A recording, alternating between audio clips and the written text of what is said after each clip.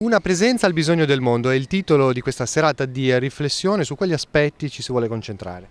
Ma il tema dell'incontro è il volantino che Comunione e Liberazione ha proposto per le elezioni europee, quindi richiama il titolo del volantino, che è appunto una presenza al bisogno del mondo. Nell'incontro sarà presente, appunto organizzato all'Auditorium San Francesco qua a Chiavari, sarà presente Michele Campiotti, che è membro del Consiglio di Presidenza di Comunione e Liberazione. In questo incontro, il punto forte di questo incontro saranno varie testimonianze di persone normali, non niente di, come dire, eccezionale, sono dei professionisti, sono degli studenti universitari che raccontano la loro esperienza rispetto al tema del bene comune. Voi in questo testo invitate ad allargare lo sguardo, Esatto. non solo in vista delle elezioni, ma in generale. Perché c'è questo bisogno? Ma perché la riflessione, appunto, il focus di questo volantino è che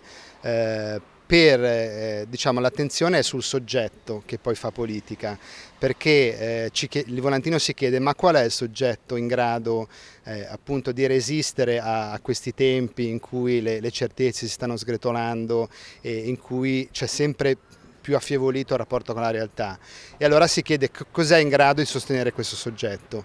Quindi il metodo degli esempi, delle testimonianze, è perché, come dice nel volantino, solo le testimonianze ci danno delle indicazioni su dove andare, anche nell'aspetto della politica. Oggi ciascuna persona che cosa può fare proprio per avere questo slancio diverso, per poter guardare in modo anche più maturo al futuro?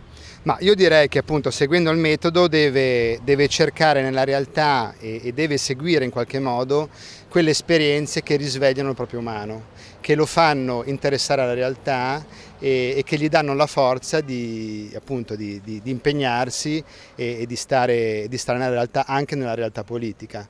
Fra l'altro il volantino è molto provocatorio, perché alla fine sono diciamo, espresse 6 domande che sono rivolte direttamente all'interlocutore, a chiunque abbia l'occasione di prendere in mano il volantino, appunto, che sono da come vivo l'esperienza del bene comune fino ad arrivare quali criteri adotto per fare la scelta elettorale. Quasi un esame di coscienza, oggi forse c'è bisogno anche di guardarsi dentro prima di giudicare il resto. Ma sì, diciamo in questo periodo in cui tutto è molto impersonale, questo volantino si rivolge direttamente alla persona, interpellando la sua libertà.